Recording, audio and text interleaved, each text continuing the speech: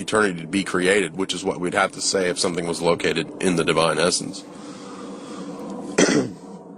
By the way, also, if the divine ideas are located in the divine essence, like Aquinas and Augustine say, and if our knowledge is based on abstracting from the phantasm the universal that is located in the divine essence, then we do know things about the divine essence.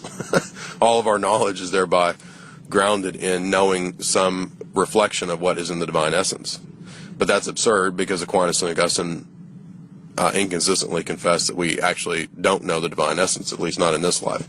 For Aquinas, that's the beatific vision, when we will be transfigured and sort of be looking in the divine essence like a sort of grand TV set, by which we will somehow be able to understand the essences of all created things, Aquinas says. Well, that's ridiculous, because the divine essence doesn't, again, have parts or partitions, as Aquinas and Augustine say. So it doesn't make any sense to talk about staring into the divine essence for all eternity and that being what salvation is. No, salvation is, in classic Orthodox theology, is a resurrection of the body, whereby we, are returned to a kind of Edenic state of some sort. It has nothing to do with an intellectual vision of the divine essence. Now, granted, our knowledge will still be, of course, based on some relation to divine illumination and participation in the divine knowledge, but divine knowledge is not the divine essence. Divine knowledge is an energy or divine operation of God, very distinct from who God is in his essence, of which we will never know, because there's no similarity between created things and the divine essence. So, of course, you can then see why Eastern theology and ecclesiology, we'll go now to ecclesiology, developed along very different lines in terms of the papacy taking a more prominent position in the role of determining things for the Western Church, as opposed to the more conciliar nature of the East. One good question is, of course, that if Latin theology was correct in terms of its view of the papacy, why even have ecumenical councils? I mean, this is just, it would be a lot simpler for there just to be, letters or, articles written by the Pope that would then settle all disputes. Why even get together and have a dispute?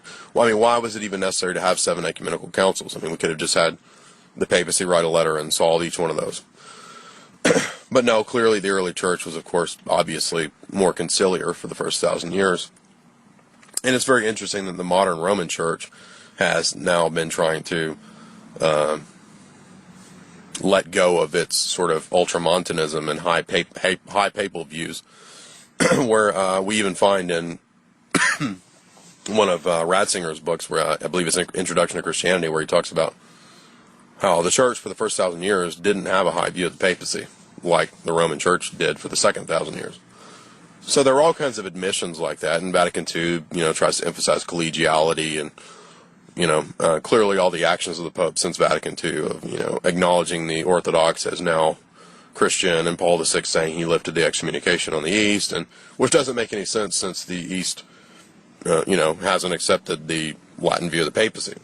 That was the reason for the excommunications. So,